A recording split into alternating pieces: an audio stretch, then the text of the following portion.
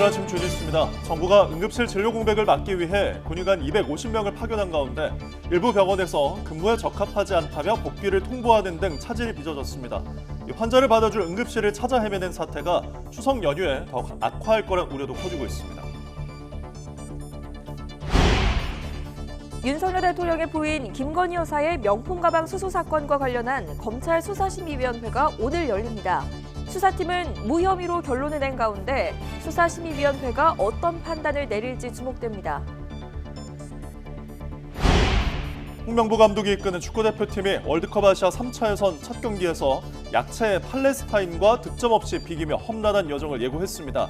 주장 손흥민 선수는 괴롭지만 남은 경기가 있는 만큼 잘 준비하겠다고 전열을 가다듬었습니다. 추석을 앞두고 정부가 성수품 공급을 늘리면서 성수품 가격이 소폭 하락하고 있습니다. 그러나 어획량이 줄어든 수산물 가격이 오름세를 나타내고 작황이 부진한 배추도 불안 조짐을 보여 앞으로 물가 동향에 우려를 더하고 있습니다. 이스라엘과 하마스의 충돌이 이어지고 있는 가자 지구에서 소아마비 백신 접종 1단계가 마무리됐습니다. 백신 접종 지역에서 교전 중단에 합의한 이스라엘은 1단계 접종이 끝나자마자 가자 지구에 있는 병원을 또 공습했습니다. 밤사이 경부고속도로에서 화물차 사고가 잇따랐습니다. 25톤 화물차가 중앙분리대를 들이받으며 반대편 차선으로 넘어가 연수에 추돌했고 4톤 화물차가 앞서가던 14톤 화물차를 들이받으며 운전자가 숨지는 사고도 있었습니다. 시청자 여러분 안녕하십니까? 금요일 아침 뉴스타트 2부 시작합니다.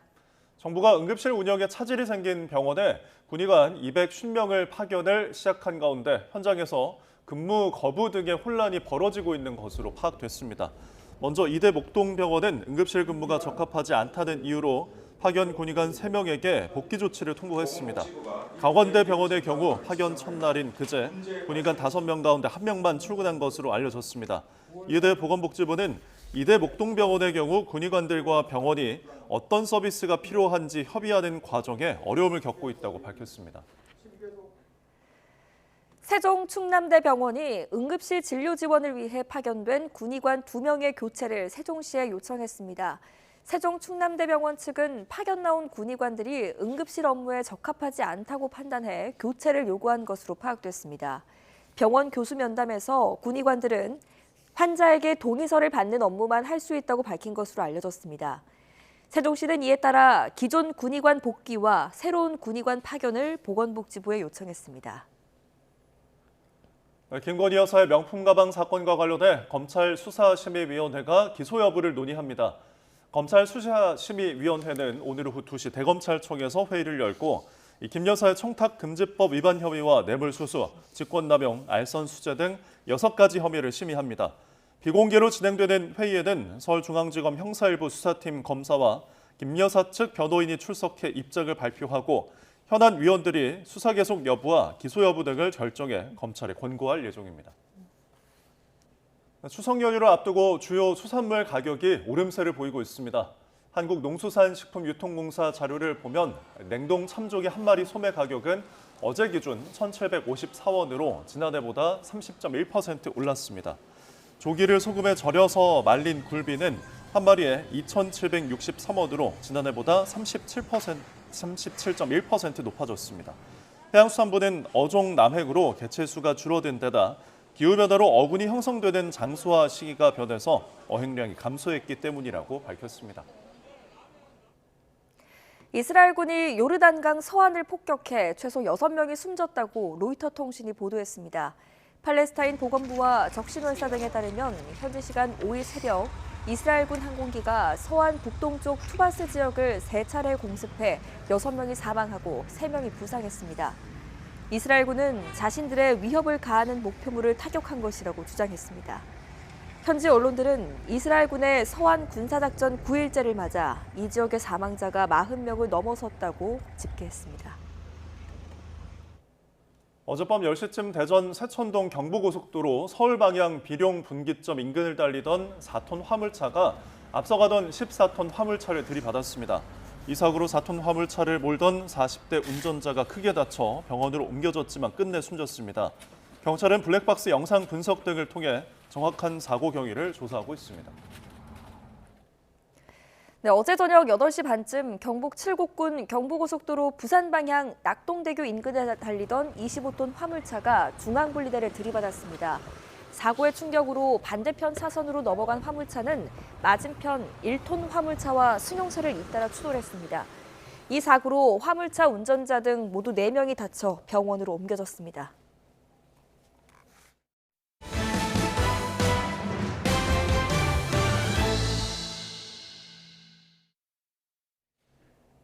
정부가 응급실의 진료 차질을 막기 위해 군의관을 투입한 데 이어서 1:1 책임 전담제를 운영하기로 했습니다. 하지만 이대 목동병원이 응급실 근무에 부적합하다며 파견 군의관들에게 복귀를 통보하는 등 현장과 불협화음이 불거지고 있습니다.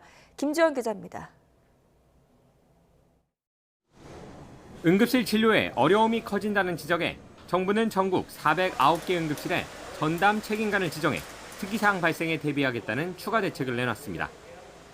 응급 환자 발생이 많은 추석 연휴를 앞두고 긴밀하게 대응하겠다는 계획이지만 기본 입장은 객관적인 지표를 봤을 때 큰 문제는 없다는 겁니다.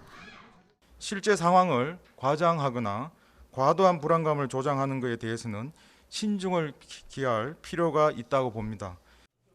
하지만 의사들은 정부 말대로 응급실 문을 열어놨다고는 해도 특정 과목별로 배후 진료가 어려워 의료 체계 붕괴가 우려된다고 반박했습니다. 응급실이 운영되기 위해서는 필수 의료과 위주로 배후를 이제 담당해주는 교수님들과 전문의들이 가장 중요합니다. 필수 의료과 위주로 환자를 못 보게 되고 그럼 응급실에서는 진료를 또 못하게 되는 그런 것들이 지금 확대되고 있는 거고요. 실제 올해 전국 응급의료기관이 국립중앙의료원 종합상황판에 띄운 진료 제한 안내 메시지는 지난해 같은 기간보다 22% 늘어난 것으로 나타났습니다. 진료 제한 메시지란 응급실 처치 이후 후속 진료가 불가능한 상황을 의미합니다. 질이나 기능을 가지고 영향이 있는 사람들이 과연 어디에 포진되어 있느냐가 문제인데 또 여전히 양적인 문제로만 생각하시니까 문제가 해결이 안 되는 겁니다. 정부는 군의관 250명 파견에 기대를 걸고 있지만 효과는 여전히 미지수입니다. 이대 목동병원의 경우 파견 군의관 3명이 응급실 근무에 적합하지 않다고 판단해 복귀를 통보했고 강화대병원에선 파견 첫날 5명 가운데 1명만 출근했습니다. 이에 대해 정부는 복지부와 국방부, 병원 등 3자가 논의해 이런 문제들을 최소화하겠다고 밝혔습니다. YTN 김주영입니다. 서울대병원 전공의 대표가 소위 빅5 병원 전공의 대표로는 처음으로 찬고임 조사를 받았습니다. 서울경찰청 공공범죄수사대는 어제 서울대병원 박재일 전공의 대표를 불러 대한의사협회 전현직 간부들의 의료법 위반 방조 혐의 관련 참고인 조사를 진행했습니다. 경찰은 지난 2월 보건복지부가 의협 전현직 간부들을 의료법 위반 혐의 등으로 고발한 사건을 접수해 이면택 의협 회장을 포함한 6명을 입건해 수사하고 있습니다. 의료 공백 사태가 이어지면서 환자들이 응급실에 자리가 없어 기다리거나 받아줄 병원을 찾아 헤매는 경우가 잇따르고 있습니다. 네, 환자와 동행하는 구급대원들도 난감한 건 마찬가지인데 명절 연휴에는 이런 상황이 더 심해질 것이라는 우려도 나옵니다. 윤태인 기자입니다. 다가면역 질환인 루푸스병을 앓고 있는 A씨. 열이 40도까지 올라 나흘 동안 응급실에서 치료받은 뒤 다시 증세가 나빠져 병원을 찾았습니다. 하지만 일단 대기하라는 말에 비가 오는 궂은 날씨에도 응급실이 아닌 구급차에서 자리가 나길 기다립니다. 병실도 계속 대기하라고만 하고 언제 될지도 모르고 그게 너무 난감하고 너무 속상하고 앉아서 여보 주사 맞고 그런 경우가 많았어요. 거의 그러니까 누워서 쉴 수 있는 공간이 아예 없는 거예요. 최근 암 수술을 받은 환자는 열이 나면 찾아오라는 말에 응급실을 방문했지만 다른 환자가 밀려 언제 진료를 볼 수 있을지 알 수 없습니다. 우리 수술하는 의사님 담당의사가 열이 나면 이제 오라 하겠다. 열이 나면 빨리 오라고 교수님 그래서 왔는데 시체되는 거지. 의료진이 부족해 응급실에 과부하가 걸리며 받아줄 병원을 찾아 헤매기도 했습니다. 형님이 이렇게 서울에서 오시고 계셨는데 지금 응급상이 생겨가지고 몇 군데 들렸던 그런 얘기는 잠깐 들었는데 지금 매일 환자를 이송하는 사설 구급대원들도 이전보다 응급실에 여유가 없는 걸 체감합니다. 이게 전에는 그런 경우가 별로 없었는데 요 근래 좀 이렇게 코로나 이후부터 이제 의사들 파업하고 약간 그러면서 좀 심해지고. 다가오는 추석 연휴에 응급실 상황이 더 나빠질 수 있다는 우려도 나옵니다. 추석 때는 지금 외래 진료가 하지를 않거든요. 그렇게 하다 보면은 모든 수요들이 응급실에 몰리게 되는 현상이 발생을 하게 됩니다. 지금의 상황에서도 응급실을 가서 환자 진료를 보기가 어려운 상황인데 제때 치료받지 못할까 불안한 환자와 보호자들. 의료 공백 사태가 더 길어지지 않게 환자를 최우선으로 생각해달라고 호소합니다.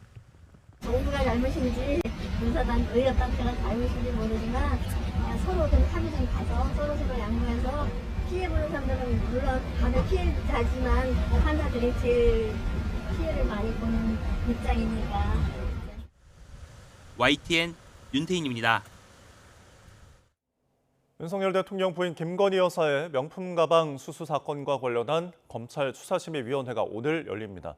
앞서 수사팀은 무혐의로 결론을 낸 가운데 수사심의위원회는 어떤 판단을 할지 주목됩니다. 김태원 기자입니다. 명품 가방 사건과 관련해 김건희 여사 기소 여부를 심의하는 검찰 수사 심의위원회가 오후 2시 대검찰청에서 열립니다. 심의에는 서울중앙지검 수사팀과 김 여사 측 변호인이 참석해 의견을 진술할 예정입니다. 다만 공여자인 최 목사나 고발인인 백은종 서울의 소리 대표는 참석 요청을 받지 못했습니다. 대면 진술을 해야 된다라고 제가 누누이 강조하고 직접 담당 수사관 기획정책과 담당자와 통화도 했지만 다 무시되고 배제된 상태입니다. 이원석 검찰총장의 신속 수사 지시로 속도를 내기 시작한 수사는 지난 7월 김 여사에 대한 비공개 대면 조사로 이어졌습니다. 출장 조사, 총장 패싱 등 논란을 거쳐 수사팀은 지난달 무혐의 결론을 내리고 이 총장에게 수사 결과를 보고했고 이 총장은 보고 이튿날 증거 판단과 법리 해석이 충실히 이루어졌다면서도 수사 결과의 공정성을 담보하겠다며 수사심의위원회를 직권 소집했습니다. 소모적인 논란이 지속되고 있기 때문에 검찰 외부의 의견까지 들어서 공정하게 사건을 매듭지는 것이 바람직하다는. 일각에서는 수심이 소집을 놓고 무혐의 결론을 정당화하기 위한 명분 쌓기라는 지적도 나오는데 만약 수사팀 의견대로 불기소를 권고하면 과주기 논란의 종지부를 찍을 수도 있지만 반대로 기소 의견이 나온다면 검찰이 짊어질 부담은 더 커질 전망입니다. 수사심의위원회에는 청탁금지법 위반과 뇌물수수 혐의, 알선수재와 변호사법 위반 혐의 등 김 여사가 연루된 6개 혐의가 안건에 올랐습니다. 김 여사가 받은 명품 가방 등 금품의 대가성이 있는지, 최재형 목사가 요청한 사항들이 청탁이고 대통령의 직무에 속하는지, 다시 말해 직무 관련성이 있는지가 핵심 쟁점이 될 것으로 보입니다. 위원회는 사건을 심의한 당일 기소 여부에 대해 수사팀에 권고할 의견을 의결할 전망입니다. YTN 김태원입니다. 검찰이 이른바 법인카드 유용 의혹과 관련해 이재명 더불어민주당 대표의 배우자 김혜경 씨를 소환 조사했습니다. 김 씨 소환 시점을 두고 더불어민주당은 추석 밥상머리에 제물로 올리려는 거라며 비판을 했는데 검찰은 곧바로 반박했습니다. 유서연 기자입니다. 이재명 더불어민주당 대표의 배우자 김혜경 씨가 수원지방검찰청에 출석했습니다. 김 씨는 경기도 법인카드 유용 의혹과 관련한 업무상 배임 혐의 피의자 신분으로 조사를 받았습니다. 검찰은 김 씨가 경기도청 별정직 5급 공무원 배모 씨에게 법인카드를 사적으로 사용하도록 지시했는지 등을 물은 것으로 전해졌습니다. 조사는 2시간 만에 끝났는데 김 씨 측은 진술을 전면 거부했다고 밝혔습니다. 이것이 형식적인 수사고 결론을 정해놓고 하는 수사라 생각해서 저희들은 그냥 전면적으로 진술을 거부한 겁니다. 더불어민주당은 야당 대표로 모자라 배우자까지 추석 밥상머리에 제물로 올리려는 정치 검찰의 막장 행태라고 비판했습니다. 지난해 추석을 앞두고 검찰이 이재명 대표에 대한 구속영장을 청구하는 등 현 정권 집권 이후 추석 때마다 비슷한 일이 반복됐다고 주장했습니다. 이에 대해 검찰은 김혜경 씨 측이 출석 일자를 직접 선택했다며 정면 반박했습니다. 우선 지난 7월 4일부터 8월 2일까지 3차례에 걸쳐 출석을 요청했지만 50일이 지나도록 협의가 되지 않았다고 설명했습니다. 이로 인해 수사 지연이 우려돼 서면 조사로 대체하겠다고 통보하자 김 씨 측이 직접 출석 의사를 밝혔다고 강조했습니다. 그런 만큼 검찰이 의도적으로 추석 직전 야당 대표 배우자를 포토라인에 세우려 한다는 민주당의 주장은 사실이 아니라고 밝혔습니다. 그러자 김 씨 측 변호인은 공직선거법 혐의 재판 일정 때문에 오는 19일 출석 의사를 밝혔지만 검찰이 받아들이지 않았고 결국 검찰 동의하에 최종 출석 날짜를 정했다고 재반박하며 조사 날짜를 두고도 공방을 벌였습니다. YTN 유서연입니다. 네, 이렇게 팔레스타인과 홈 경기를 득점 없이 무승부로 마친 뒤 축구대표팀 캡틴 손흥민은 남은 경기를 잘 준비하겠다고 전열을 가다듬었습니다. 풀타임을 소화한 이강인은 팬들의 야유가 안타깝다며 홍명보 감독에게 신뢰를 보냈습니다. 직접 들어보시죠.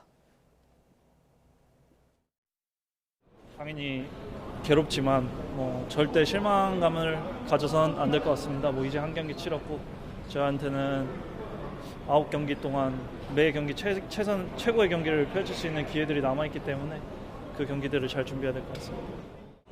응원보다 일단 야유로 시작을 해서 매우 생각을 하고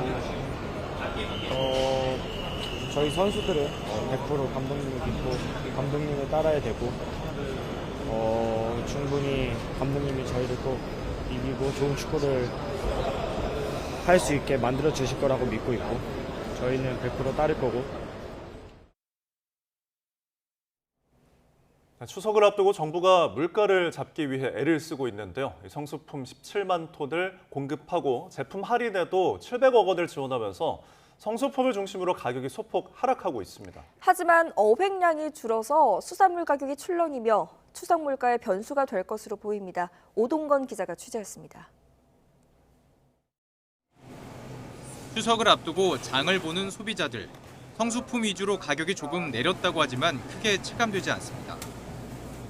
제수용품을 쭉 봤을 때 평소 때보다 좀 내렸다 하는 거는 그렇게 못 느꼈어요. 정부가 추석 물가를 잡기 위해 성수품 17만 톤을 공급하고 할인 행사에도 700억 원을 지원하면서 20개 품목의 평균 소매 가격이 지난달 27일보다 0.2% 내렸습니다. 품목별로도 15개의 가격이 내림세입니다. 특히 금사과, 금배추 논란까지 일었던 사과와 배추의 가격은 지난달과 비교해서 각각 6.6%와 11.3% 떨어졌습니다. 추석을 앞두고 한우 소비를 늘리기 위한 행사도 진행 중입니다. 추석 명절 맞아서 우리 한우 농가를 돕는다. 그리고 값싸고 맛있는 한우를, 건강에도 좋은 한우를 많이 소비한다라는 생각으로 우리 한우 많이 드셨으면 하는 바람입니다.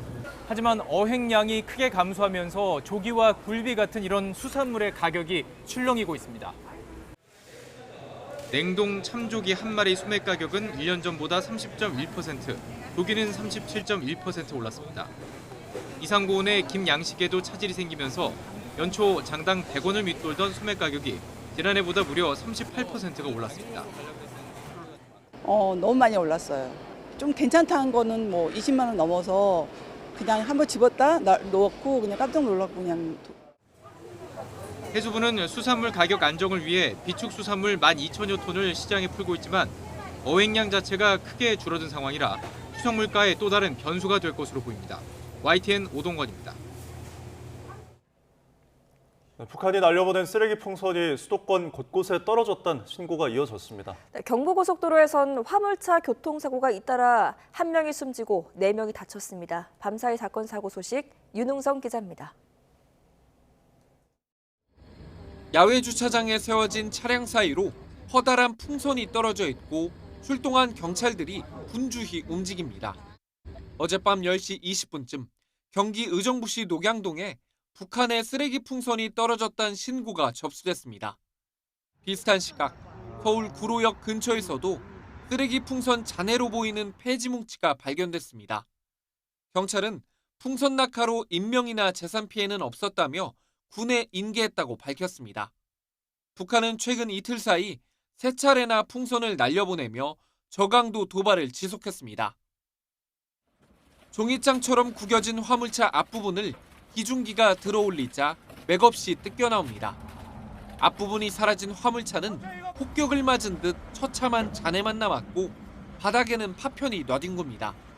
어젯밤 10시쯤 대전 세촌동 경부고속도로 서울 방향 비룡분기점 근처에서 4톤 화물차가 앞서가던 14톤 화물차를 들이받았습니다. 이 사고로 4톤 화물차를 몰던 40대 운전자가 크게 다쳐 병원으로 옮겨졌지만 끝내 숨졌습니다. 경찰은 블랙박스 영상을 토대로 사고 경위를 조사하고 있습니다. 앞서 저녁 8시 반쯤엔 경북 칠곡군 경부고속도로에서 25톤 화물차가 중앙분리대를 들이받고 반대편 차선으로 넘어갔습니다.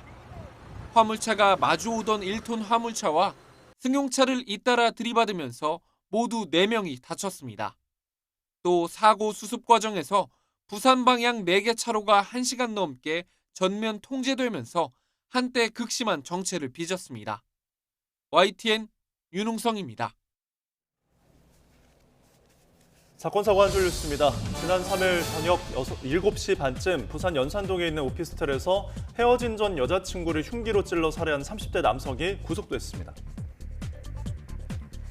어제 새벽 1시 40분쯤 거제시 고현동에서 술을 마신 채 포르쉐 승용차를 몰다 역주행해 마주오던 오토바이와 충돌하며 사망사고를 낸 혐의로 경찰이 20대 남성 A씨의 구속영장을 신청했습니다.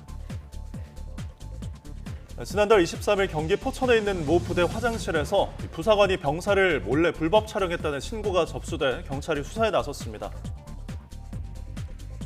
지난 6월 충북 청주의 한 고등학교에서 70대 경비원이 철제 교문을 열다가 경첩 부분이 파손되면서 쓰러진 교문에 깔려 숨진 사건과 관련해 경찰이 사고가 발생한 고등학교 교장과 행정실장 등 교직원 4명을 업무상 과실치사 혐의로 입건했습니다. 지난해 5월 제주발 대구행 아시아나 비행기에서 비상문을 개방한 32살 A씨가 항공사의 수리비용 등 7억 원을 배상하라는 법원의 판결이 나왔습니다. 어제 오전 경북 구미시 원평동 모텔에서 알고 지내던 피해자를 흉기로 위협한 뒤 객실에 묶어두고 금품을 빼앗아 달아난 혐의로 경찰이 60대 A씨를 붙잡아 조사하고 있습니다. 가상화폐를 싸게 팔겠다며 개인 투자자를 속여 현금 10억 원을 가로챈 일당 5명이 징역 2년에서 4년의 실형을 선고받았습니다. 유명 외식업 프랜차이즈 회사의 전직 대표가 유흥업소에서 함께 술을 마시던 지인을 폭행해 상해를 입힌 혐의로 구속됐습니다. 서울 잠실 야구장에서 야구를 보고 나오는 20대 여성을 상대로 강도 행각을 벌이려던 40대 노숙인이 구속 상태로 재판에 넘겨졌습니다. 경찰이 영성 상품을 터무니없이 비싸게 팔아 수십억 원대 사기 혐의 등으로 고소당한 허경영 국가혁명당 명예대표의 종교시설인 하늘궁을 압수수색했습니다. 검찰이 유튜버 찌양을 협박해 2천여만 원을 뜯어낸 혐의로 재판에 넘겨진 변호사 최 씨의 징계를 대한변호사협회에 신청했습니다. 배우 이선균 씨를 협박한 유흥업소 실장과 전직 영화배우에게 대신 돈을 전달한 40대 사업가가 법정에 나와 생전 이 씨가 극심한 고통을 받았다고 증언했습니다. 지금까지 사건 사고 한 줄 뉴스였습니다. 다음 소식입니다. 블라디미르 푸틴 러시아 대통령이 오는 11월 미국 대통령 선거에서 민주당 후보인 카멀라 해리스 부통령을 지지한다고 리아 노보스티 통신이 보도했습니다. 푸틴 대통령은 현지 시간 5일 러시아 연해주 블라디보스토크에서 열린 동방경제포럼 본회의 토론에서 우리가 선호하는 후보는 조 바이든 현 대통령이라고 말한 바 있다며 그러나 그가 불출마하고 해리스 부통령을 지지해달라고 요청했기 때문에 우리도 그렇게 할 것이라고 말했습니다. 푸틴 대통령은 해리스의 전염성 있는 웃음은 그가 잘하고 있다는 걸 의미한다고 평가하기도 했습니다.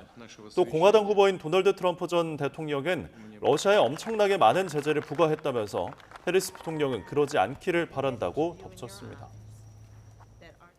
네, 푸틴 러시아 대통령이 미국 대선에서 민주당 후보인 카멀라 해리스 부통령을 지지한다고 말하자 미국 백악관은 이를 대선 개입 시도로 규정하고 중단하라고 요구했습니다. 존 커비 백악관 국가안보회의 소통보좌관은 현지 시간 5일 브리핑에서 푸틴 대통령은 우리 선거에 대한 발언을 멈춰야 한다며 어느 쪽이 됐든 누구도 지지해서는 안 된다고 말했습니다. 또 미국 국민만이 미국의 다음 대통령이 누가 될지 결정할 수 있다며 푸틴 대통령이 미국 대선에 대해 그만 얘기하고 간섭을 멈춰주면 대단히 감사하겠다고 덧붙였습니다. 가자지구 중부에 이어 남부에서도 소아마비 백신 접종이 시작됐습니다. 하지만 이스라엘은 백신 접종을 위한 교전 중단에 합의를 해놓고도 1단계 접종이 끝나자마자 가자지구에 있는 병원을 또다시 공습했습니다. 김지영 기자입니다. 입을 벌린 10살 미만의 어린이들에게 2방울씩 백신을 넣어줍니다. 가자지구 중부에 이어 남부에서도 소아마비 백신 접종이 시작됐습니다. 예상보다 더 많은 인원이 몰리면서 접종소마다 긴 줄이 늘어섰습니다. التطعيم مهم كثير لاطفالنا لانه بيحميهم من كثير من الامراض وخاصه شلل الاطفال احنا كثير عندنا بغزه صارت الامراض منتشره بسبب الحرب. 세계보건기구 WHO는 약 19만 명의 어린이가 백신 접종을 마쳐 1단계는 성공적으로 마무리됐다고 평가했습니다. 최종 목표는 가자 전역에서 64만 명에게 소아마비 백신을 접종하는 겁니다. 이를 위해 앞서 이스라엘과 팔레스타인 무장정파 하마스는 오는 9일까지 오전 6시부터 오후 3시 사이에는 교전을 중단하기로 합의했습니다. 하지만 백신 접종 1단계가 끝나자마자 이스라엘은 가자 중부의 병원을 공습했습니다. 현지 언론은 이 공습으로 사상자가 여럿 발생했다고 보도했습니다. 이스라엘은 하마스 지휘센터를 공습한 거라는 해명을 반복했습니다. 또 요르단강 서안 폭격도 이어지는 가운데 네타냐후 총리에게 휴전과 인질 석방 합의를 압박하는 대규모 시위가 인질 6명이 숨진 뒤 수일째 계속되고 있습니다. נתניהו, ראש הממשלה, גזר על כרמל בדודה שלי גזר דין מוות. עליה ועל כל החטופים. 하지만 이어지는 공습을 보면 시위대의 바람이 이루어질 가능성은 크지 않아 보입니다. YTN 김지영입니다. 오늘도 대부분 지역에 낮 기온이 30도 안팎까지 올라서 늦더위가 계속되겠습니다. 동풍의 영향을 받는 동해안에는 비가 내리겠고 내륙에는 기습적인 소나기가 지나겠습니다. 자세한 날씨 알아봅니다. 원희다 캐스터. 네, 기상센터입니다. 9월에 접어들었는데도 낮에는 여전히 덥더라고요.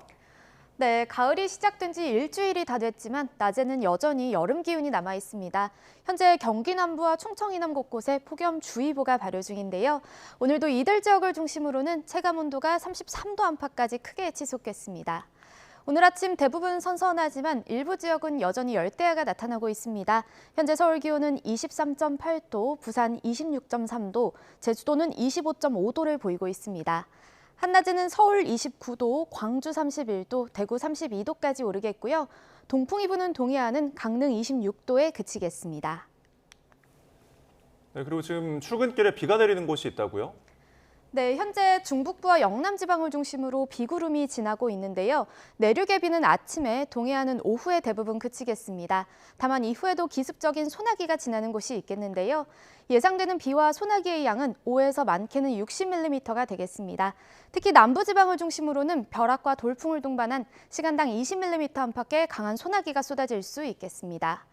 오늘 내륙은 하늘이 차차 개겠고 낮 동안에는 자외선이 무척 강하겠습니다. 해안가를 중심으로는 너울성 파도가 높게 일어 주의하셔야겠습니다. 이번 주말과 휴일에도 늦더위가 계속되는 가운데 곳곳에 소나기가 지날 전망입니다. 날씨였습니다.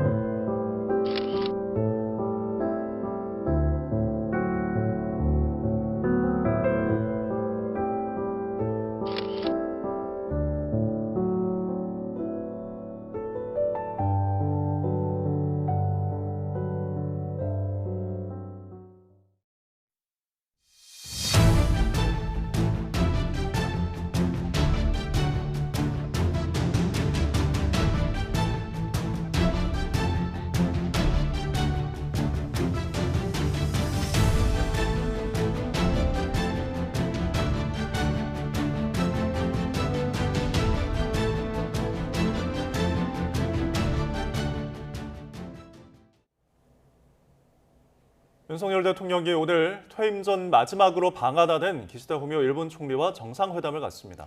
두 정상은 그간의 한일 협력 성과를 돌아보고 또 앞으로도 협력을 확대하는 방안을 논의할 예정인데요. 구체적인 성과가 도출될지가 관심입니다. 신윤정 기자입니다. 이달 말 퇴임을 앞둔 기시다 총리가 우리나라를 1박 2일 일정으로 방문해 윤석열 대통령과 정상회담을 합니다. 두 정상은 지난해 3월 윤 대통령의 일본 도쿄 방문에 이어 5월 기시다 총리가 우리나라를 답방하면서 12년 만에 셔틀 정상 외교를 복원했습니다. 이번이 12번째이자 고별 정상회담이 됩니다. 한일 양국에 관한 문제, 또 일본과 북한의 문제, 동북아 문제, 또 글로벌 안보에 관련된 문제, 공급망 문제 이런 다양한 문제들을 논의를 해왔고요. 이번 방안에서도 만찬 등의 일정이 예상되는데 실무 방문 성격으로 공동 기자회견 등은 진행되지 않을 전망입니다. 대통령실은 이번 정상회담을 통해 양측이 함께 만들어온 한일 협력의 성과를 돌아보고 향후 한일 간 양자 협력은 물론 영내, 글로벌 협력 발전 방향을 논의할 것이라고 밝혔습니다. 일본 정부도 두 나라 간 대화와 협력이 정치, 경제 등 여러 분야에서 질적, 양적으로 확대됐다며 앞으로도 긴밀히 소통하고자 한다고 밝혔습니다. 来年は日韓国交正常化60年の節目の年、日韓関係の正常化を一層確かなものとしなければなりませんし、 이번 회담에서 두 나라는 북한의 핵 미사일과 북러 밀착 속 인도 태평양 지역에서의 협력 등 안보 현안을 주로 논의할 것으로 보입니다. 또 제3국에서 분쟁 등이 일어났을 때 자국민 대피에 서로 협력한다는 양해각서도 체결할 것으로 알려졌습니다. 일본은 80년 가까이 은폐해온 우키시마호 폭침 사건의 피해자 명부 일부를 제공했는데 기시다 총리의 방한을 앞두고 우호적인 대화 분위기 조성을 위한 조치란 분석이 나옵니다. YTN 신윤정입니다. 북한이 남쪽을 향해 쓰레기 풍선으로 추정되는 물체를 다시 띄웠습니다. YTN에도 밤사이 경기 의정부시 녹양동과 서울 구로동 등에서 쓰레기 풍선이 발견됐다는 제보가 잇따라 접수됐습니다. 이와 관련해 아직 인명피해는 없는 것으로 파악됐습니다. 북한은 최근 이틀 사이 3차례 쓰레기 풍선을 띄우는 등 지난 5월 말부터 지금까지 14차례에 걸쳐서 우리 측에 쓰레기 풍선을 내려보냈습니다.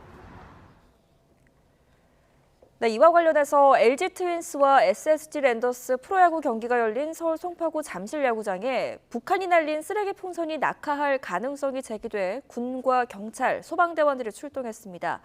이들은 관중이 밀집한 야구장에 풍선이 떨어질 상황에 대비해 어제 저녁 8시 반쯤부터 잠실구장 주차장에 대기했습니다.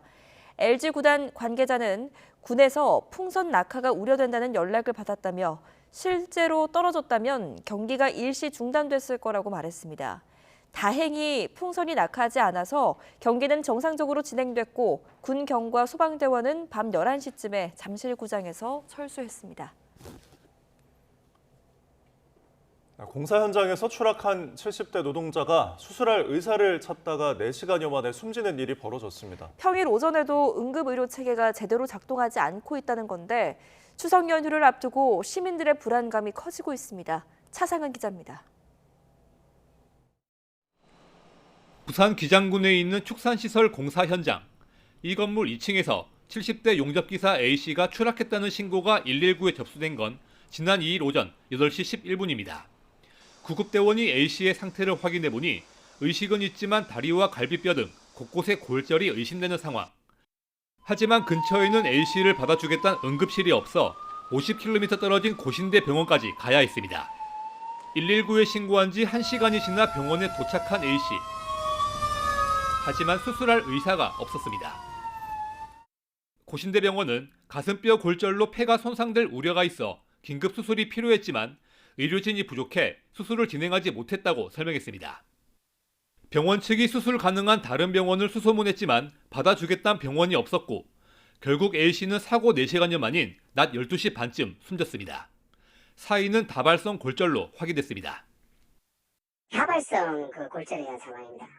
처음에는 떨어지시고 의식이 있으셨는데 의식도 있으셨는데 어쨌든 빨리 119 불러서 가긴 했는데 전공의 공백 사태가 없었다면 환자를 살릴 수 있었을 거란 지적이 나옵니다. 서울 수도권보다 의료 여건이 부족하다 보니 의정 갈등에 따른 환자 피해가 더 심각해지고 있다는 겁니다. 부산 지역에 있는 권역응급의료센터 2곳이나 지역응급의료센터 7곳 모두 지금 현재 응급의료를 볼 수 있는 전문 의료진이 부족해서 지금 진료를 못 보는 과목들이 상당히 많이 늘어나고 있는 상황이거든요. 평일 아침에 사고를 당한 환자가 의사를 찾다가 숨진 상황. 추석 연휴 기간에는 대처가 더 힘들 것이라는 불안감이 번지고 있습니다. YTN 차상입니다. 대한의사협회 전현직 간부들의 전공의 집단사직 교사협의와 관련해 경찰이 서울대병원 전공의 대표를 소환했습니다. 이른바 빅5 병원 전공의 대표 가운데 첫 번째 소환 조사인 만큼 다른 전공의 대표들의 소환도 잇따를 예정입니다. 윤현숙 기자의 보도입니다. 박재일 서울대병원 전공의 대표가 경찰에 출석했습니다. 서울경찰청 공공범죄수사대는 박 대표를 참고인 신분으로 소환해 조사했습니다. 전공의 집단 행동 뒤 이른바 빅5 병원 전공의 대표에 대한 첫 조사입니다. 박 대표는 경찰 조사에 앞서 기자들과 만나 정부가 추진하는 의료 정책을 비판했습니다. 정부는 의료 왜곡의 본질에 대해서는 무지한 채 그릇된 의료 정책만을 강행하고 있습니다. 박 대표는 전공의 집단 사직이 개개인의 선택이었다는 박단 대한전공의협의회 비대위원장의 주장에 동의하느냐는 질문에는 명확한 답을 하진 않았습니다. 박 대표 소환 조사에 의사단체들은 반발했습니다. 서울대병원 교수 비상대책위원회는 전공의에 대한 부당한 탄압을 좌시하지 않겠다고 경고했고 서울대 의대 등 5개 의대 비상시국대응위원회도 즉각 유감을 표명하며 수업에 복귀할 뜻이 없다고 강조했습니다. 박 대표에 대한 조사는 의협 전현직 간부들이 전공의 집단 사직을 부추겼는지 여부를 가리기 위한 차원입니다. 경찰은 이면택 의협 회장과 전 의협 비대위 김태구 위원장 등 전현직 간부 6명을 의료법 위반과 업무방해 교사 등의 혐의로 입건해 지난 2월부터 수사를 이어왔습니다. 이들은 전공의들의 집단 사직이 자발적인 행동이라고 주장하며 혐의를 부인하고 있습니다. 경찰은 오는 9일 세브란스 병원과 서울 아산병원 전공의 대표에 이어 삼성 서울병원과 가톨릭 중앙의료원 전공의 대표도 각각 불러 빅5 병원 전공의 대표에 대한 조사를 마칠 예정입니다. YTN 윤현숙입니다. 과열 양상을 보이던 서울 아파트값 이번 주 들어 24주 연속 오름세를 보였지만 그 상승폭은 3주째 줄어들고 있습니다. 정부가 주택담보대출 문턱을 높인 영향 등으로 보이는데 전문가들은 효과가 제한적일 것으로 판단하고 있습니다. 최도희 기자가 부동산 시장을 둘러봤습니다. 서울 내에서도 집값 상승세가 가장 가팔랐던 성동구 일대. 정부가 주택담보대출 문턱을 높이면서 최근 들어 매수세 감소가 확연합니다. 대출 규제를 하다 보니까 이제 갭 투자하시는 분들이 이제 그 문의가 좀 줄어들긴 했죠. 전세 대출도 규제한다고 하니까 한 8월 말부터 이제 좀 줄어든 것 같긴 해요. 집값 상승세를 주도하고 있는 강남구도 사정은 마찬가지입니다. 확실히 문의 자체가 없어요. 문의 자체가 없으니까 손님이 끊겼다고 봐야죠. 7월 기준 8천 건을 훌쩍 넘어선 서울 아파트 거래량의 경우 8월 들어 주춤하는 모양새입니다. 이번 주 서울 아파트 값은 24주 연속 올랐지만 상승폭은 3주째 줄어든 것으로 나타났습니다. 한국부동산원은 대출 여건에 대한 관망세에다 단기적으로 급등한 단지에 대한 피로감 등으로 매물 소진 속도가 느려졌기 때문으로 분석했습니다. 정부의 88 부동산 대책에 이어 주택담보대출 한도 축소까지 이어지면서 과열됐던 시장이 다소 진정된 것으로 보입니다. 다만 이 같은 정부 대책이 단기적으로 꿈틀대는 집값을 누를 수는 있겠지만 일부 영향력은 제한적으로 나타날 수 있습니다. 하지만 전체적인 금리 인하가 예고돼 있는 상태에서 전세 가격은 또 꾸준히 상승하고 있고 공급 부족이 예고된 상태이기 때문에 중장기적 관점에서 집값 상승 흐름을 막기에는 역부족일 거란 전망이 많습니다. 글로벌 기준금리 인하가 예고된 데다 수도권 지역은 입주 물량이 줄어들고 있어서 집값 상승 흐름은 상당 기간 유지될 것으로 예상됩니다. 무엇보다 주택시장의 성수기인 가을 이사철의 집값 흐름이 어떻게 되느냐에 따라 대책의 성패가 갈릴 전망입니다. YTN 최두입니다. 네, 오늘의 경제 일정입니다. 한국은행이 오늘 7월 경상수지 잠정치를 발표합니다. 반도체 수출 호조에 힘입어 6월에는 6년 9개월 만에 최대 흑자를 기록했는데요. 수출의 호조세가 이어지고 있는 만큼 7월 흑자 규모에 관심이 쏠리고 있습니다. 현대차가 오늘부터 8일까지 강남 사옥에서 잡페어를 개최합니다. 현대차 현직 직원과 예비 지원자가 만나서 소통하고 직무 관련 인터뷰도 진행합니다. 이동통신 3사 중에 소비자 만족도가 가장 높은 곳은 어디일까요? 한국소비자원이 조금 전 아침에 조사 결과를 발표했는데요. 2년 연속 SK텔레콤이 1위를 차지했습니다. 2위는 LGU+, 3위는 KT로 나타났습니다. 10년 가까이 찬반 논란이 이어졌던 제주 제2공항 건설 사업이 국가사업으로 확정돼 착공 준비를 위한 절차에 돌입했습니다. 이와 관련해 국토교통부는 제주 제2공항 건설 사업 기본 계획을 오늘 고시합니다.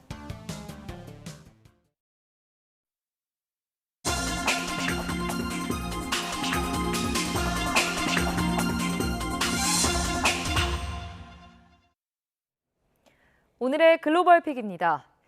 도쿄전력이 지난달 후쿠시마 제1원전에서 핵연료 잔해를 반출하려던 시도가 부실하게 이뤄진 사실이 속속 드러나고 있습니다. 본사 직원은 현장에 있지도 않았고 또 연료 반출을 위한 파이프의 순서가 잘못된 것을 한 달 넘게 몰랐던 것도 확인됐습니다. 도쿄에서 김세우 특파원이 전해드립니다.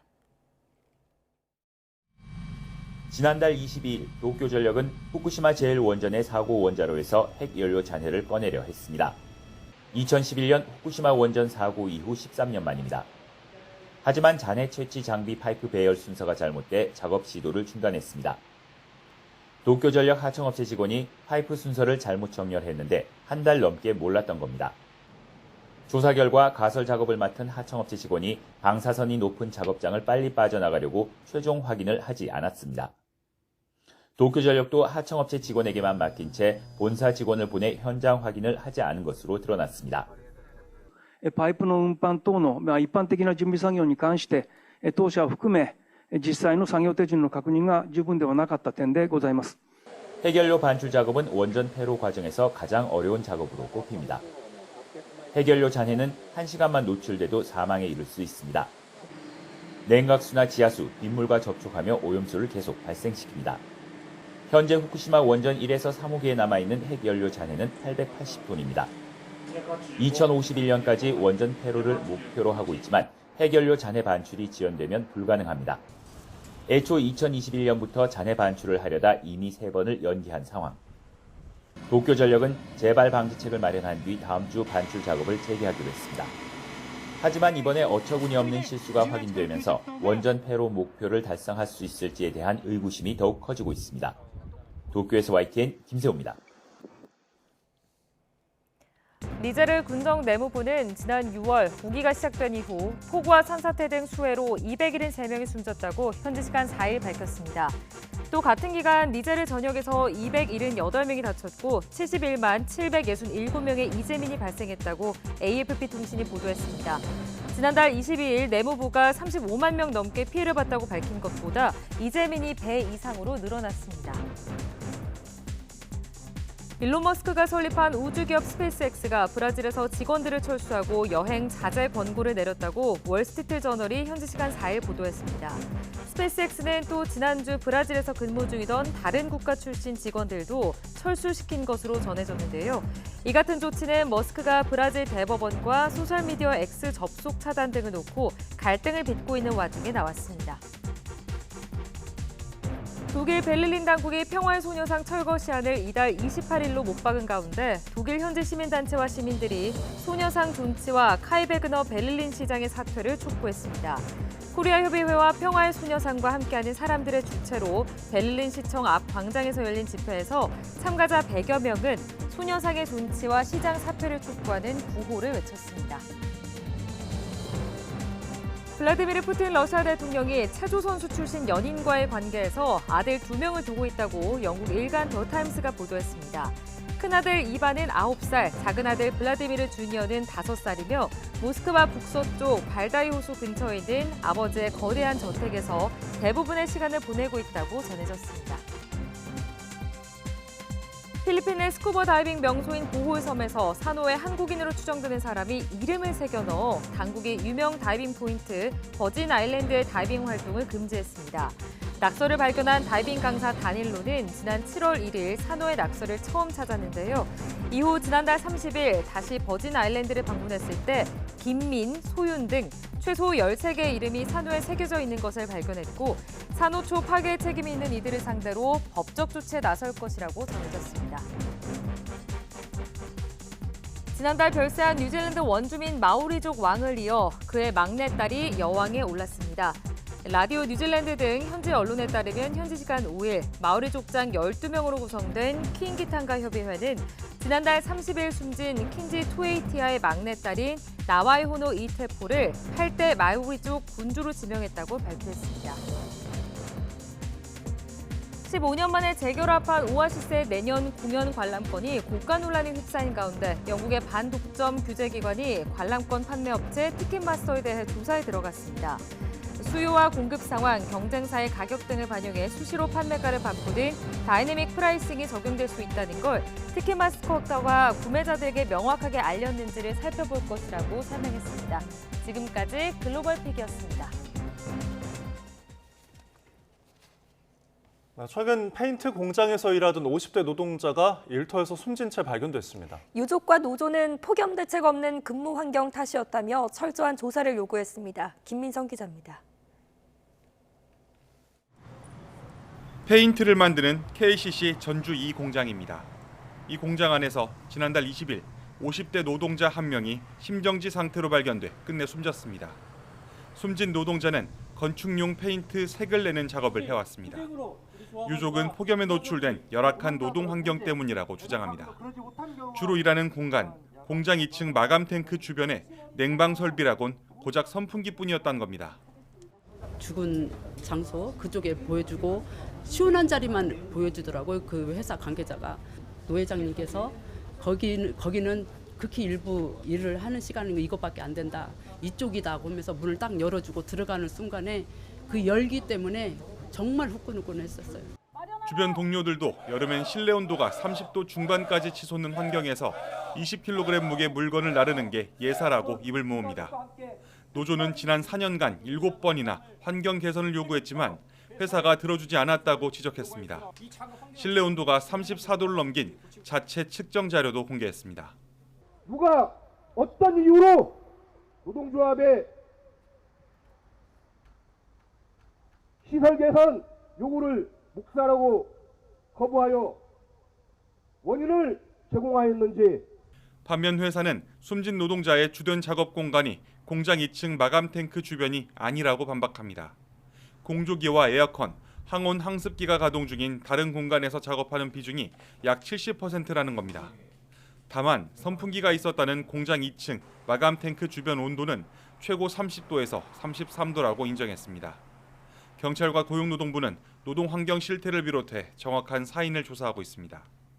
KCC 전주 공장은 일단 정확한 사인 확인을 위해 부검 결과를 지켜보고 결과에 따라 조처하겠다고 답했습니다. YTN 김민성입니다. 국토교통부가 제주 제2공항 기본계획을 고시했습니다. 공항 건설 계획을 공개한 지 8년여 만인데요. 주민 갈등이 다시 증폭될 가능성이 커지고 있습니다. 고재영 기자입니다. 제주 제2공항 건설 사업은 1단계와 2단계로 나눠 서귀포시 성산읍 일대에서 시행됩니다. 1단계 사업은 5조 4,500억 원을 들여 활주로 1개와 계류장, 터미널 등을 건설합니다. 항공산업 클러스터 조성 등 2단계 사업은 국토부와 제주도가 협의해 나갈 계획입니다. 고시 이후에는 국토부가 환경영향 평가를 시행하는데 제주도 심의와 제주도의회 동의 절차를 통과해야 합니다. 계획대로 진행되면 오는 2035년쯤 개항할 것으로 예상됩니다. 제주도는 고시를 환영한다며 건설사업 과정에서 도민 의견을 계속 수렴하겠다고 밝혔습니다. 제2공항 건설 사업에 있어 우리 도는 모든 가정에서 도민이 갈등 최소화와 도민이 이익을 최우선으로 고려하며 제주도의 권한을 적극적으로 행사할 계획입니다. 주민 갈등은 다시 고조되고 있습니다. 공항 건설 반대 측은 이번 고시가 원천 무효라고 주장하고 있습니다. 끝까지 제2공항을 막아내기 위해서 모든 힘을 다해서 전력 추진할 것입니다. 제주 제2공항이 제주의 미래를 망치는 걸 알기 때문입니다. 찬성 측은 고시를 환영한다며 조속한 공항 건설을 촉구했습니다. 정부는 제주 제2공항 건설을 차질 없이 조속하게 진행해야 한다.